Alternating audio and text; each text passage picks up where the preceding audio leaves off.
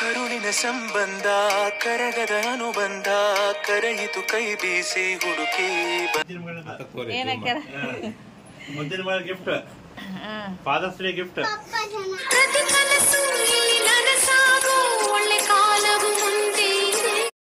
Hi ಎಲ್ರಿಗೂ ನಮಸ್ಕಾರ. ಹೆಂಗದಿರಿ ಎಲ್ಲರೂ? ಆರಾಮದಿರಿ ಅನ್ಕೊಂಡು ಇವತ್ತಿನ ಲಾಗ್ನ ಸ್ಟಾರ್ಟ್ ಮಾಡತ್ತೀನಿ ನೋಡ್ರಿ.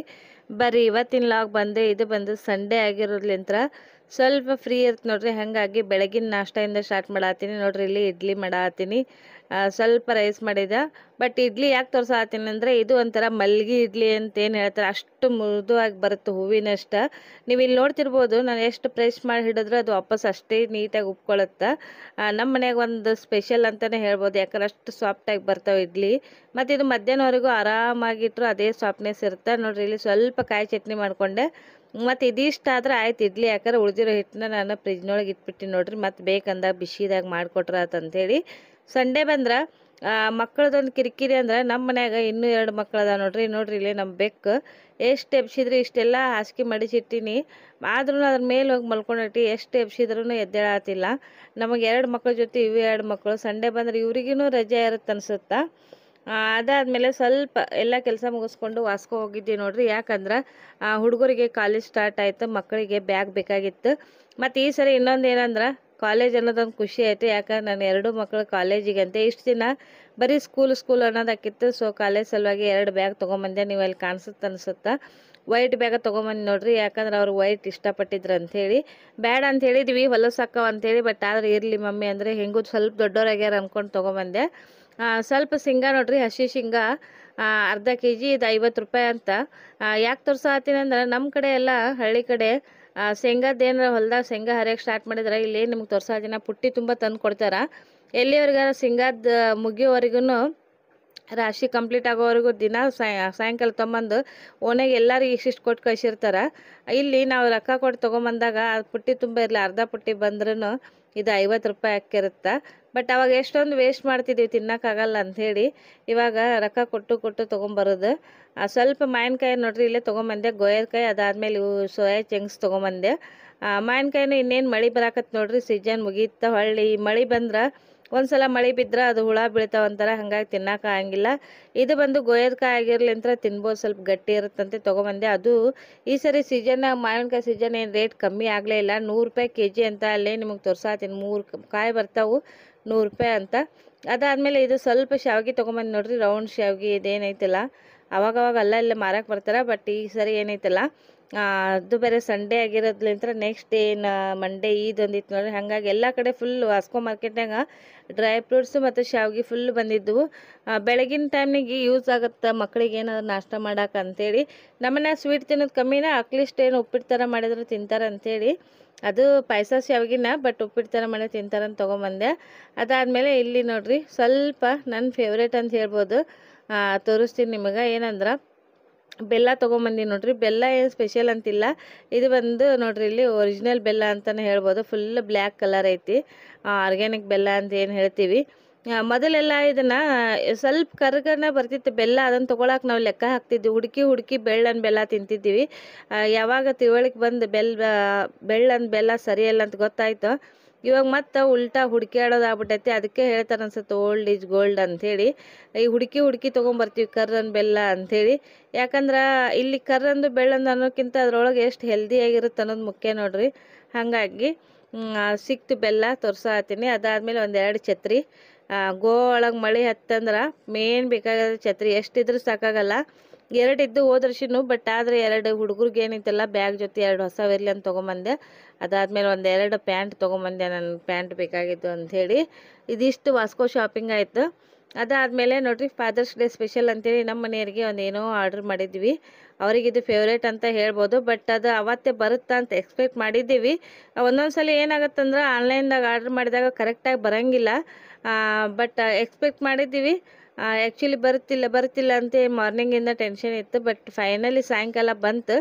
ಸಂಡೇ ಬಂದ್ರೆ ನಮ್ಮ ಮನ್ಯಾಗ ಫುಲ್ ಅಂದ್ರೆ ಎಲ್ಲರೂ ಬ್ಯುಸಿ ಆಗಿಬಿಟ್ಟಿರ್ತೀವಿ. ಯಾಕಂದ್ರೆ ಅವತ್ತೊಂದು ದಿನ ಏನಾಯ್ತು ನೋಡ್ರಿ, ಎಲ್ಲ ಸೂಟಿ ಇರುತ್ತೆ. ಮತ್ತು ಅವತ್ತೇ ಎಲ್ಲ ಕೆಲಸ ಮಾಡ್ಕೊಂಡ್ರೆ ಆಯ್ತಂತ ಒಬ್ಬೊಬ್ಬರು ಒಂದೊಂದು ಕಡೆ ಹೋಗ್ಬಿಟ್ಟಿರ್ತೀವಿ. ನಾನು ನನ್ನ ಮಗ ನೋಡ್ರಿ ವಾಸ್ಕೋ ಹೋಗಿ ಮುಗಿಸ್ಕೊಂಡು ಬಂದ್ವಿ. ಅಷ್ಟೊತ್ತಿಗೆ ಇದು ಸಾಯಂಕಾಲ ನಮ್ಮ ಮನೆಯವರು ಹೊರಗೆ ಹೋಗ್ಯಾರ. ಇದು ಬಂದು ಸಾಯಂಕಾಲನೂ ಬಂತು ಫಾದರ್ಸ್ ಡೇ ಗಿಫ್ಟ್ ಅದ ಆಯ್ತು ಅಂದ್ಕೊಂಡ್ವಿ. ಇದು ಬಂದು ಡ್ರಿಲ್ ಮೆಷಿನ್ ನೋಡ್ರಿ. ಯಾಕಂದ್ರೆ ಅಲ್ಲಿ ಸಣ್ಣದು ಓಲ್ ಹಾಕ್ಬೇಕಾದ್ರೆ ಒಡೆದು ಹಾಕುವಾಗ ಅವ್ರಿಗೆ ಭಾಳ ದಿನ ಆಗಿತ್ತು. ಯಾರಾದ್ರೂ ಕೇಳಿದಾಗ ಅವ್ರು ಜಲ್ದಿ ಕೊಡಲ್ಲ ನೋಡ್ರಿ. ಹಾಗಾಗಿ ಆರ್ಡ್ರ್ ಮಾಡಿತ್ತು, ಫೈನಲಿ ಬಂತು. ಈ ಕಡೆ ನೋಡ್ರಿ ನನ್ನ ಮಗ ವಿಶಾಲ್ ಮಾರ್ಟಿಗೆ ಹೋಗಿದ್ದ, ನಾವು ವಾಸ್ಕೋ ಹೋಗಿದ್ದೀವಲ್ಲ, ಅಲ್ಲಿ ಸ್ವಲ್ಪ ಸಾಮಾನು ತೊಗೊಂಡು ಬಂದಾಗ ಸ್ವಲ್ಪ ಚೌಕೋಸೇನು ತೊಗೊಂಬಂದಾನ. ಮಕ್ಕಳು ಎಷ್ಟು ದೊಡ್ಡವರು ಆಲ್ಮೋಸ್ಟ್ ಕಾಲೇಜಿಗಾದರೂ ಸಣ್ಣವರಾಗಿಂದನೂ ಇಷ್ಟಪಡ್ತಾರೆ, ಇವಾಗೂ ಇಷ್ಟ. ತರ್ತಿದ್ದಂಗನ ಸಾಯಂಕಾಲನ ಆಗಿತ್ತಲ್ಲ, ನನ್ನ ಮಗ ಸ್ವಲ್ಪ ಏನೈತಲ್ಲ ಟೇಸ್ಟ್ ಮಾಡೋಂತಡಿ ಅಂತೇಳಿ ಟೇಸ್ಟ್ ಮಾಡತ್ತ. ಈ ಕಡೆ ವೆಂಟಿ ಬ್ಯಾಗ್ ಬೇಕಾಗಿತ್ತು ನನಗೆ ಒಂದು. ನೋಡ್ರಿ ಇಲ್ಲಿ ಹೆಂಗೆ ಅನಿಸ್ತು, ನನಗಂತೂ ಭಾಳ ಅಂದ್ರೆ ಭಾಳ ಇಷ್ಟ ಆಯ್ತಿದು. ಯಾಕಂದ್ರೆ ಕ್ವಾಲಿಟಿ ಮಸ್ತ್ ಐತಿ. ಇದನ್ನು ವಿಶಾಲ್ ಮಾರ್ಟ್ನೇ ತೊಗೊಂಬಂದ ಇದು ಬ್ಯಾಗು ಅದೆಲ್ಲ ನೋಡೋಟ್ಟಿಗೆನ ನಮ್ಮ ಮನೆಯವ್ರು ಏನೈತೆ ನೋಡ್ರಿ ಹೊರಗಡೆಯಿಂದ ಬಂದರು. ಬರ್ತಿದ್ದಂಗೆ ಅವರು ಬಜ್ಜಿ ತೊಗೊಂಬಂದಿದ್ರು ಸಾಯಂಕಾಲ. ಯಾಕಂದ್ರೆ ಚಾ ಜೊತೆಗೆ ಏನಾದರೂ ಬೇಕಾ. ಅದು ಅಲ್ಲದೆ ಸಂಡೇ ಬಂದು ನಮ್ಮ ಮನ್ಯಾಗ ಸ್ವಲ್ಪ ಎಲ್ಲರೂ ಖಾಲಿ ಇರೋಂಗಿಲ್ಲ, ಬಿಜಿ ಇರ್ತೀವಿ ಅಂತ ಹೇಳ್ಬೋದು. ಹಾಗಾಗಿ ಬಜ್ಜಿ ಪಾವ್ ತೊಗೊಂಬಂದ್ರು. ಹೆಂಗೂ ಚಾನು ಮಾಡಿದ್ದೀವಿ, ಕರೆಕ್ಟ್ ಟೈಮಿಗೆ ಆಯ್ತು ಬಿಡ ಅಂತ ಸ್ವಲ್ಪ ಬಜ್ಜಿ ಪಾವ್ ಏನೈತಿಲ್ಲ ಅವರಿಗೆ ಹಾಕ್ಕೊಟ್ಬಿಡ್ತೀನಿ. ಕರೆಕ್ಟ್ ಟೈಮಿಗೆ ನಾಷ್ಟ ಮಾಡೋದನ್ನು ಏನೈತಿಲ್ಲ ತಪ್ಪು ಅಂಥೇಳಿ. ಸಂಡೇ ಅಂದ್ರೆ ಕೆಲಸ ಫುಲ್ ಡೇ ಆಗಿಬಿಡುತ್ತೆ. ಯಾಕಂದ್ರೆ ಸಂಡೇ ಬೆಳಗ್ಗೆ ಎದ್ದೇಳೋದನ್ನು 10-11 ಗಂಟೆಗೆ ಎದ್ದೇಳ್ತಾರೆ ಮಕ್ಕಳು. ಅವ್ರು ಎದ್ದ ಮೇಲೆ ಸಂಡೇ ಎಲ್ಬಿಡು ರಜೆ ಇರುತ್ತೆ, ಅವ್ರಿಗೇನು ಡಿಸ್ಟರ್ಬ್ ಮಾಡೋದಂತ ಬಿಟ್ಟಿರ್ತೀವಿ. ಅವ್ರು ಎದ್ದ ಮೇಲೆ ಎಲ್ಲ ಕೆಲಸ ಮಾಡಿಕೊಂಡು ಆ ಕಡೆ ಈ ಕಡೆ ಹೊರಗಡೆ ಹೋಗೋದಂತೂ ಇದ್ದೇ ಸಂಡೇ ಅದೆಲ್ಲ ಮುಗಿಯಟ್ಟಿಗೆ ಫುಲ್ ಡೇ ಸಂಡೇ ಕಂಪ್ಲೀಟ್ ಆಗಿಬಿಡುತ್ತೆ. ಇದಿಷ್ಟು ಎಲ್ಲನೂ ಮಾಡಿ ಸ್ವಲ್ಪ ಕುತ್ಕೊಂಡಿದ್ದೀವಿ. ಅದಾದಮೇಲೆ ನಮ್ಮ ತಮ್ಮ ಕಾಲ್ ಮಾಡಿದ, ಫಾದರ್ಸ್ ಡೇ ಸೆಲೆಬ್ರೇಷನ್ ಮಾಡೋಣ ಬರ್ರಿ ಅಂಥೇಳಿ. ಸೊ ಹಾಗಾಗಿ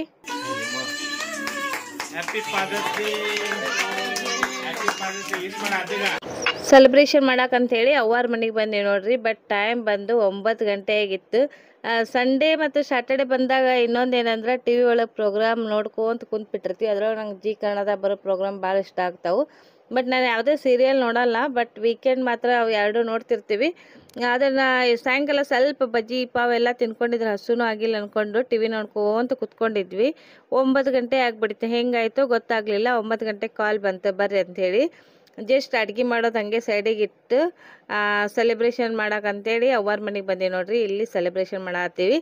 ಬಟ್ ಯಾರಿಗೆ ಗೊತ್ತಿದ್ದಿದ್ದಿಲ್ಲ, ಸುಮ್ಮನೆ ಹಂಗೆ ಸರ್ಪ್ರೈಸ್ ಆಗಿರಲಿ ಅಂತೇಳಿ ನನ್ನ ತಮ್ಮ ಹೇಳಿದ. ಕೇಕ್ ತರಕ್ಕೆ ಹೊಂಟೀನಿ ಬರ್ರಿ ಅಂಥೇಳಿ. ಹ್ಞೂ ಅಂಥೇಳಿ ಅವ್ವಾರ ಮನೆಗೆ ಬಂದೀವಿ. ಸ್ವಲ್ಪ ಸಣ್ಣದಾಗಿ ಸೆಲೆಬ್ರೇಷನ್ ಮಾಡೋಣ. ಯಾಕಂದ್ರೆ ಜಾಸ್ತಿ ಜನ ಅದಾರ ನೋಡ್ರಿ. ಅಪ್ಪ ಮಾತ್ರ ಅಪ್ಪ ಅಲ್ಲ, ಯಾಕಂದ್ರೆ ಅಣ್ಣ ತಮ್ಮ ಎಲ್ಲರೂ ಈಗ ಆಲ್ಮೋಸ್ಟ್ ಅಪ್ಪ ಆಗ್ಯಾರಲ್ಲ. ಹಾಗಾಗಿ ಅವ್ರು 4-5 ಜನ ಅದಾರ. ಫಾದರ್ಸ್ ಡೇ ಒಂದು ರೀತಿ ಗ್ರೂಪ್, ಅವ್ರದ್ದೇ ಒಂದು ಗ್ರೂಪ್ ಐತಿ. ಹಾಗಾಗಿ ಎಲ್ಲರದು ಒಟ್ಟಿಗೆ ಆಗ್ಬಿಡುತ್ತೆ ಅಂಥೇಳಿ ಸೆಲೆಬ್ರೇಷನ್ ಮಾಡತ್ತಾರ. ಸಿಂಪಲ್ ಶಾರ್ಟ್ ಆ್ಯಂಡ್ ಸ್ವೀಟ್ ಅಂತ ಹೇಳ್ತೀವಲ್ಲ, ಆ ರೀತಿ ಸಿಂಪಲ್ ಸೆಲೆಬ್ರೇಷನ್ ಇದು. ಮದರ್ಸ್ ಡೇ ನೋಡಿದ್ರೆಲ್ಲ ನೀವು ಸೆಲೆಬ್ರೇಟ್ ಮಾಡಿದ್ವಿ. Next day Father's Day. But ಇನ್ನೊಂದು ಏನಂದ್ರೆ ಗಂಡು ಮಕ್ಳು ಕೈ ಸಿಗಂಗಿಲ್ಲ ನೋಡ್ರಿ. ಯಾಕಂದ್ರೆ ಅಪ್ಪ ಆಗಲಿ ಅಣ್ಣ ತಮ್ಮ ಯಾರೇ ಆಗಲಿ ಅವ್ರ ಕೈ ಸಿಗಂಗಿಲ್ಲ. ಮತ್ತು ಹೆಣ್ಮಕ್ಳು ಏನಾದ್ರು ಪ್ಲ್ಯಾನ್ ಮಾಡಿದ್ರಂದ್ರೆ ಅವರು ಸೆಲೆಬ್ರೇಷನ್ ಮಾಡೋ ಬರ್ರಿ ಅಂದ್ರೆ ಇರ್ಲಿ ಬಿಡು ಪರವಾಗಿಲ್ಲ, ನಾವು ಹೊರಗದೀವಿ ಕೆಲಸ ಐತಿ ಅಂತಿರ್ತಾರಲ್ಲ. ಹಾಗಾಗಿ ಕರೆಕ್ಟಾಗಿ ಸೆಲೆಬ್ರೇಟ್ ಮಾಡ್ತಾರೆ ಇಲ್ಲ ಅನ್ನೋ ಡೌಟೇ ಇರುತ್ತೆ. ಹಾಗಾಗಿ ಇದೊಂದು ರೀತಿ ಆ್ಯಕ್ಚುಲಿ ಪ್ಲ್ಯಾನಿಂಗ್ ಇರಲಿಲ್ಲ, ವಿತೌಟ್ ಪ್ಲ್ಯಾನಿಂಗೇ ಆಗಿದ್ದು. ಹಾಗಾಗಿ ಯಾವುದು ಜಾಸ್ತಿ ಏನು ಗಿಫ್ಟ್ ತರೋಕ್ಕೇನು ಚಾನ್ಸ್ ಇದ್ದಿದ್ದಿಲ್ಲ. ಸೊ ಸೆಲೆಬ್ರೇಷನ್ ಅಂದ್ರಲ್ಲ ಹಾಗೆ ಆಯ್ತು ಬಿಡ ಅಂತ. ಯಾಕಂದ್ರೆ ಲೈಫ್ ಒಳಗೆ ಸಣ್ಣದು ಇವೇನು ಸೆಲೆಬ್ರೇಷನ್ ಅಂತೀವಿ, ಜಸ್ಟ್ ನಮ್ಮ ಖುಷಿಗೋಸ್ಕರ ನೋಡ್ರಿ. ಒಂದು ಕೇಕ್ ತಂದಾಗ ಅಲ್ಲೊಂದು ಸ್ಮೈಲ್ ಬರುತ್ತೆ ಹಂಗಂತೇಳಿ. ಬಟ್ ಅಪ್ಪ ಅನ್ನೋದೊಂದು ಪಾತ್ರ ದೊಡ್ಡದೇ ಇರುತ್ತೆ ಲೈಫ್ ಒಳಗೆ. ಕೆಲವರು ಅದನ್ನು ಜವಾಬ್ದಾರಿ ತೊಗೊಂಡಿರ್ತಾರೆ, ಕೆಲವರು ಜವಾಬ್ದಾರಿ ತೊಗೊಂಡಿರಂಗಿಲ್ಲ. ಬಟ್ ಯಾರು ಜವಾಬ್ದಾರಿ ತೊಗೊಂಡಿರ್ತಾರೆ ತಂದೆಯಾಗಿ ಅವ್ರಿಗೆ ಮಾತ್ರ ಗೊತ್ತಿರುತ್ತೆ. ಅಪ್ಪ ಇಲ್ಲ ಅವ್ವ ಎರಡೇ ಆಗ ನೋಡ್ರಿ. ಅಪ್ಪ ಅನ್ನೋ ಅಮ್ಮ ಅನ್ನೋ ಒಂದು ಸ್ಥಾನನ ದೊಡ್ಡದಿರುತ್ತೆ. ಯಾಕಂದ್ರೆ ಎಲ್ಲನೂ ಒಂದು ಹಂತಕ್ಕೆ ಓದು ಎಲ್ಲ ಬರೀದು ಎಲ್ಲ ಮುಗಿದು ಅವರೊಂದು ಚೈಲ್ಡ್ಹುಡ್ ದೊಡ್ಡದಾದ್ಮೇಲೆ ಎಷ್ಟೊಂದು ಕನಸು ಕಟ್ಟಿರ್ತಾರೆ. ದುಡಿದು ಅದನ್ನು ತೊಗೋಬೇಕು ಇದನ್ನು ತೊಗೋಬೇಕು ಏನೋ ಒಂದೊಂದು ಮಾಡ್ಬೇಕಂತೇಳಿ. ಮದುವೆ ಅಂತ ಆದಮೇಲೆ ಅದರೊಳಗೂ ಏನೈತಲ್ಲ ಮದುವೆ ಮಕ್ಕಳು ಅಂತ ಆಗ್ಬಿಟ್ರಂದ್ರೆ ಮುಗೀತು. ಅವ್ರ ಕನಸೆಲ್ಲ ಅವ್ರ ಮಕ್ಕಳ ಆಗ್ಬಿಟ್ಟಿರ್ತಾರೆ. ಅವ್ರು ಏನೋ ಕನಸು ಕಂಡ್ರು ಅದನ್ನೆಲ್ಲ ಏನೈತಿಲ್ಲ ಸೈಡಿಗೆ ಇಟ್ಬಿಟ್ಟು ಮಕ್ಕಳನ್ನ ಮಾತ್ರ ನನಸು ಮಾಡೋದೊಂದು ಕೆಲಸ ಆಗಿರುತ್ತೆ. ಅದರೊಳಗೆ ಜಾಸ್ತಿ ಇವಾಗ ಇವರು ಅವರು ಅಂತ ನಾನು ಕಂಪೇರ್ ಮಾಡಲ್ಲ. ಒಬ್ಬ ಜವಾಬ್ದಾರಿತ ಅಪ್ಪ ಆಗಿದ್ರೆ ಅದ್ರೊಳಗೆ ಸಿಕ್ಕಾಪಟ್ಟಿ ಜವಾಬ್ದಾರಿ ಇರುತ್ತೆ, ಒಂದೇ ಅಂತ ಇರಂಗಿಲ್ಲ ನೋಡ್ರಿ. ಯಾಕಂದ್ರೆ ಪ್ರತಿಯೊಂದು ಸಣ್ಣ ಹುಟ್ಟಿದಾಗಿಂದನೂ ಅವರು ಓದು ಸ್ಕೂಲು ಎಲ್ಲದರ ಜೊತೆನ ಪ್ರತಿಯೊಂದಕ್ಕೂ ಅವ್ರದ್ದು ಸಣ್ಣದು ಒಂದೇ ಜವಾಬ್ದಾರಿ ಇಷ್ಟು ಜಲ್ದಿ ಮುಗೀತಾ ಅಂತ ಅನ್ನೋಕ್ಕೆ ಆಗಂಗಿಲ್ಲ. ಹಾಗಾಗಿ ಅದು ಒಂದೇನೋ ದೊಡ್ಡದಾಗಿ ಈ ಪ್ರತಿ ದೇವ್ರಿಗೆ ಒಂದೊಂದು ವಾರ ಹಿಂಗಂಗೆ ಸಪ್ರೇಟಾಗಿ ಇಟ್ಟಂಗೆ ಅಟ್ಲೀಸ್ಟ್ ವರ್ಷಕ್ಕೊಂದ್ಸಲ ಫಾದರ್ಸ್ ಡೇ ಇಲ್ಲ ಮದರ್ಸ್ ಡೇ ಅಂತೀನಿ, ವರ್ಷಕ್ಕೊಂದ್ಸಲ ಅಪ್ಪ ಅಮ್ಮನಿಗೋಸ್ಕರ ಇಟ್ಟಾರ ಅನ್ನೋದು ಒಂದು ರೀತಿ ಖುಷಿ ಇರುತ್ತೆ. ಈ ರೀತಿ ಜಾಸ್ತಿ ಏನು ಫುಲ್ ಡೇ ಇಡಬೇಕಾಗಿಲ್ಲ, ಸ್ವಲ್ಪ ಮಾಡಿದ್ರು ಸೆಲೆಬ್ರೇಷನ್ ಅದೊಂಥರ ಖುಷಿಯಾಗಿರುತ್ತೆ ನೋಡ್ರಿ. ಹಾಗಾಗಿ ಚಿಕ್ಕದಾಗಿ ಸೆಲೆಬ್ರೇಷನ್ ಇತ್ತು, ಬಟ್ ಫುಲ್ ಖುಷಿ ಆಯಿತು. ಯಾಕಂದರೆ ಎಲ್ಲರಿಗೆ ಏನಾಯ್ತು ಸೆಲೆಬ್ರೇಟ್ ಮಾಡಿದ್ವಿ ಅಂತೇಳಿ. ಏನೋ ಸೆಲೆಬ್ರೇಷನ್ ಮಾಡಲಿ ಜಾಸ್ತಿ ಮಕ್ಕಳಿದ್ರೆ ಅದೊಂಥರ ಖುಷಿ ಆಗ್ಬಿಡುತ್ತೆ ನೋಡ್ರಿ. ಯಾಕಂದ್ರೆ ಮನೆ ತುಂಬ ಮಕ್ಕಳಿದ್ರೆ ಅದೊಂಥರ ಖುಷಿನೇ ಬೇರೆ. ಸೆಲೆಬ್ರೇಷನ್ ಅಂದಾಗ ವಿತೌಟ್ ಮಕ್ಕಳಿತ್ತು ಅಂದ್ರೆ ಎಷ್ಟು ಸೆಲೆಬ್ರೇಷನ್ ಜೋರಾಗಿದ್ರೂ ಏನೂ ಅನಿಸಲ್ಲ. ಬಟ್ ಸಿಂಪಲ್ ಸೆಲೆಬ್ರೇಷನ್ ಇದ್ರಿ ಮಕ್ಕಳಿದ್ವು ಅಂದ್ರೆ ಆ ಕಡೆ ಈ ಕಡೆ ಅಂಥೇಳಿ. ಇಲ್ಲಿ ನೋಡ್ರಿ ಅದ್ರೊಳಗೆ ಲಾಸ್ಟ್ ಏನು ನೋಡ್ತೀರಿ ಆರ್ಯನ ಜಸ್ಟ್ ಆ ಕೇಕಿಗೆ ಅಂತಲ ಅವನಿಗೆ ಈಗ ಅದು ಯಾವಾಗ ಒಂಥರ ಬಾಲ್ ಥರ ಕಂಡುಬಿಟ್ಟೈತಿ ಯಾವಾಗ ಕೇಕ್ ತೊಗೊಂಡೇನ ಅಂಥೇಳಿ. ಅದಾದಮೇಲೆ ಇಲ್ಲಿ ನೋಡ್ರಿ ಸೋನು ಏನು ಚಿಳ್ಳೆ ಪಿಳ್ಳೆ ಎಲ್ಲ ಅದಾವಷ್ಟು ಅವ್ರ ದೊಡ್ಡ ಪಪ್ಪಂದು ಸೆಲೆಬ್ರೇಟ್ ಮಾಡತ್ತಾರ. ಇಲ್ಲಿ ಸ್ಪೆಷಲ್ ಏನು ಕಾಣ್ತಂದ್ರೆ ಅವ್ರ ಸೋನು ನೋಡ್ರಿ ಅವ್ರ ಪಪ್ಪಗಂತೆ ಒಂದು ಸಣ್ಣದಾಗಿ ಗಿಫ್ಟ್ ಸರ್ಪ್ರೈಸ್ ಅಂತೆ ಗಿಫ್ಟ್ ಮಾಡ್ಯಾಳ. ಬಟ್ ಏನಂದ್ರೆ ಈ ಗಿಫ್ಟ್ ಒಂದು ರೀತಿ ಸ್ಪೆಷಲ್ ಅಂತ ಹೇಳ್ಬೋದು. ಆ್ಯಕ್ಚುಲಿ ಫಾದರ್ಸ್ ಡೇ ಸ್ಪೆಷಲ್ ಇದ್ದು, ಯಾಕಂದ್ರೆ ಸಣ್ಣ ಸಣ್ಣ ವಿಷಯನ ಮಕ್ಕಳು ಸಣ್ಣದಾಗಿ ಏನೋ ಅದು ಬರೆದು ಪೇಪರ್ ಒಳಗೆ ಬರೆದು ಕೊಟ್ಟಿದ್ಲು.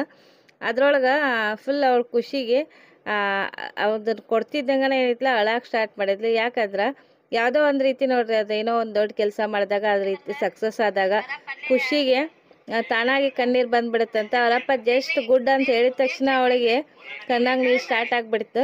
ಬಟ್ ನನಗೆ ಅನಿಸಿದ್ದು ಈ ಫಾದರ್ಸ್ ಡೇಗೆ ಫುಲ್ ಅಂದ್ರೆ special and cute and smart gift ಅಂದ್ರೆ ಇದೆ ಅಂಥೇಳಿ.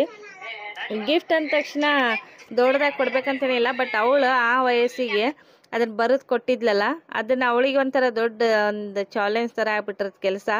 ಅದೊಂದು ರೀತಿ ಸಕ್ಸಸ್ ಆಗುತ್ತೆ ಇಲ್ಲ ಅಂಥೇಳಿ ಅವ್ರ ಪಪ್ಪ ಅದು ಅಷ್ಟೇ ಗುಡ್ ಅಂತ ಹೇಳಿದ ತಕ್ಷಣ ಸಾಕು ಅವಳಿಗೆ ಫುಲ್ ಖುಷಿಗೆ ಕಣ್ಣೀರು ಹಾಕಕತ್ಲ. ಬಟ್ ಅದೊಂಥರ ನೋಡೋಕೆ ಒಂದು ಅಪ್ಪ ಮಗಳ ಬಾಂಡಿಂಗ್ ಒಂಥರ ಬೇರೆನೇ ಇರುತ್ತೆ. ಕೆಲವ್ರು ಅಪ್ಪ ಮಗಳಿಗೆ ಇರುತ್ತೆ, ಮತ್ತು ನಾನು ಎಲ್ಲರಿಗೂ ಹೇಳಕತ್ತಿಲ್ಲ. ಯಾಕಂದ್ರೆ ಕೆಲವೊಂದು ಮನ್ಯಾಗ ಅಪ್ಪ ಮಕ್ಕಳು ಇದ್ದು ಇರ್ಲಾರ್ದಂಗೂ ಇರ್ತಾರೆ. ಬಟ್ ಕೆಲವೊಂದು ಮನೆಗೆ ಹಾಗಿಲ್ಲ, ಸ್ಪೆಷಲ್ ಇರುತ್ತೆ. ಸಣ್ಣ ಸಣ್ಣ ಮಕ್ಳಿಗೆ ಏನಂದ್ರೆ ಪ್ರೀತಿ ಕೊಟ್ಟರೆ ಸಾಕು, ಅದಕ್ಕಿಂತ ದೊಡ್ಡದು ಏನೂ ಬೇಕಾಗಿರಂಗಿಲ್ಲ. ಬಟ್ ಅವಳು ಫಾದರ್ಸ್ ಡೇ ಅಂದ ತಕ್ಷಣ ಸಣ್ಣ ಸಣ್ಣ ಇದ್ದಾಗ ನೋಡಿರಲ್ಲ ಎಲ್ಲರ ಲೈಫ್ ಒಳಗೆ ಇರುತ್ತೆ, ನಾನು ಈ ರೀತಿ ಕೊಡ್ಬೇಕು ಆ ರೀತಿ ಕೊಡ್ಬೇಕು. ಫಾದರ್ಸ್ ಡೇ ಬರೋ ಒಂದು ವಾರಕ್ಕೆ ಮುಂಚೆನೇ ಗಿಫ್ಟ್ ಪ್ಲ್ಯಾನಿಂಗ್ ಇರುತ್ತೆ. ಸೊ ಆ ಪ್ಲ್ಯಾನಿಂಗ್ ಒಳಗೆ ಅವಳ ಮೈಂಡ್ ಒಳಗೆ ಅದು ಥಿಂಕಿಂಗ್ ಬಂದೈತಲ್ಲ ಅದ ಒಂದು ದೊಡ್ಡದನ್ನೋದು ಬರೆದು ಕೊಟ್ಟು ಅದು ಅಲ್ಲಿಗೆ ರೀಚ್ ಆದಾಗ ಒಂದು ರೀತಿ ಸಕ್ಸಸ್ ಆದಾಗ ಆಗೋ ಖುಷಿ ಏನೈತಿಲ್ಲ ಅದ್ರದ್ದು ಎಕ್ಸ್ಪ್ರೆಸ್ ಮಾಡೋಕ್ಕದು ಅವಳಿಗೆ ಮಾತ್ರನೇ ಗೊತ್ತು. ಅದಕ್ಕೆ ನೋಡ್ರಿ ಅವ್ರ ಕಣ್ಣಾಗ ನೀರು ಬಂದುಬಿಡ್ತು. ಲಾಸ್ಟಲ್ಲಿ ಸಂತು ಬಂದು ಸೆಲೆಬ್ರೇಷನ್ ಮಾಡೋಕೆ ಸೆಲೆಬ್ರೇಷನ್ ಏನಿತ್ತು ನೋಡ್ರಿ, ಲಾಸ್ಟ್ ಬಂದ ಮೇಲೆ ಸೆಲೆಬ್ರೇಷನ್ನು ಮುಗೀತು. ಇಷ್ಟೇ ಆಗಿತ್ತು.